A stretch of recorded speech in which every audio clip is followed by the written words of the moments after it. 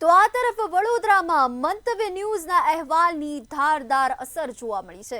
સંસ્કારી નગરી વડોદરામાં મંતવ્ય ન્યૂઝે જે અહેવાલ પ્રસારિત કર્યો હતો અને આ મંતવ્ય ન્યૂઝના અહેવાલની ધારદાર અસર જોવા મળી। તાપી વન્ડરલેન્ડ થીમ પાર્કની ફાઇલ ગુમ થયાનો જે મામલો પ્રકાશિત થયો હતો ત્યારે મંતવ્ય ન્યૂઝમાં ધારદાર અહેવાલ પ્રસારિત કરવામાં આવ્યો હતો અને હવે તેની અસર જોવા મળી રહી છે। અહેવાલ પ્રસારિત કરતાની સાથે જ ફરિયાદ દાખલ કરવા માટે અરજી કરાઈ છે। પાર્ક્સ એન્ડ ગાર્ડન ડાયરેક્ટર સાજગંજની પોલીસ સ્ટેશન ખાતે અરજી કરાઈ છે। મંતવ્ય ન્યૂઝે જે અહેવાલ પ્રસારિત કર્યો હતો અને હવે તેની ધારદાર અસર જોવા મળી રહી છે। મંતવ્ય ન્યૂઝના અહેવાલની મોટી અસર। મંતવ્ય ન્યૂઝે વડોદરા મહાનગરપાલિકામાં આજવા ગાર્ડન આવેલું છે ને આજવા ગાર્ડન પીપીપી પ્રોજેક્ટ હેઠળ તાપી વન્ડરલેન્ડ થીમ પાર્કને આપ્યું હતું અને તાપી વન્ડરલેન્ડ થીમ પાર્કે બેન્ક્વેટ હોલ તેમજ 63 જેટલી રૂમો બનાવી દીધી છે અને આનું લાગત નક્કી કરવા કમિશનરે ફાઇલ પોતાના કેમ્પ હાઉસ પર મંગાવી હતી અને ત્યાંથી ગુમ થઈ છે। આ અહેવાલ બતાવ્યો હતો ને અહેવાલ બાદ પાર્ક્સ એન્ડ ગાર્ડનના ડાયરેક્ટર મંગેશ જયસ્વાલે હવે સયાજીગંજ પોલીસ સ્ટેશનમાં અરજી કરી છે। આ બાબતે મંતવ્ય ન્યૂઝ સાથે IT activist advocate Shailesh Amin છે। આપણે એમની સાથે સીધી વાત કરીશું। શું કહો છો? મંતવ્ય ન્યૂઝના અહેવાલ બાદ હવે તાપીની ફાઇલ ગુમ થવાની અરજી સયાજીગંજ પોલીસ સ્ટેશનમાં નોંધાઈ છે।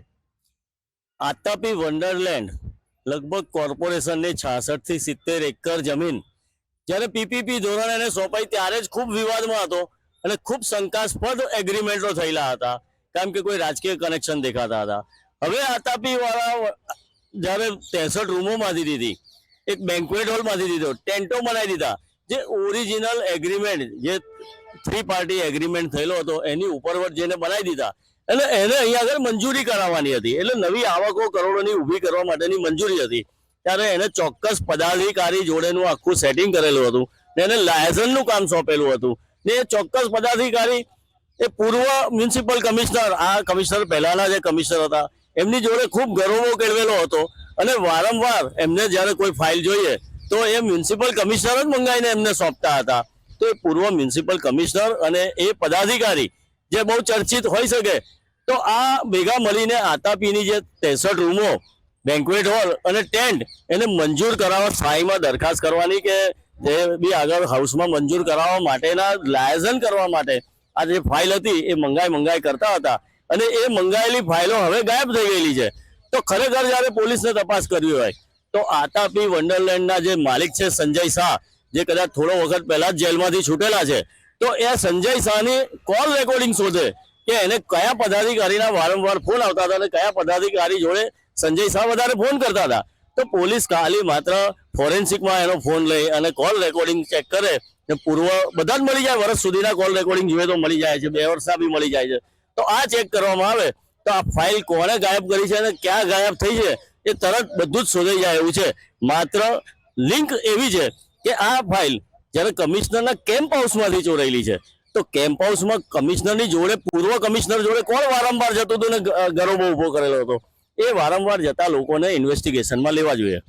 એટલે મોટો ઘટસ્ફોટ થઈ રહ્યો છે કે પોલીસ જ્યારે હવે તપાસ કરવાની છે તો ખરેખર તો આ મહાનગરપાલિકાના પદાધિકારીના ઘરેથી શરૂઆત કરે તેવું કેવું છે।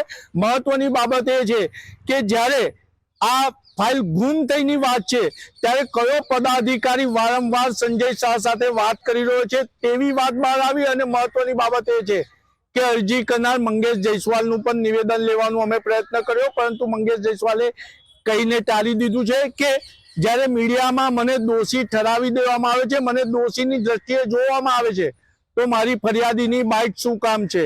એટલે ક્યાંક ને ક્યાંક હજુ મંગેશ જયસ્વાલ પણ મીડિયાથી દૂર ભાગતો હોય તેમ જણાય છે અને આ ફાઇલ ગુમ કરવામાં જે રીતના હવે મહાનગરપાલિકામાં ચર્ચા છે, મહાનગરપાલિકાનો પદાધિકારી જ બહાર આવી શકે તેમ છે। શું આની નિષ્પક્ષ તપાસ થશે કે ઘીના ઠામમાં ઘી જરી જશે? કેમેરામેન મિલિંદ મેલે સાથે નિલેશ બ્રહ્મભટ્ટ, મંતવ્ય ન્યૂઝ વડોદરા.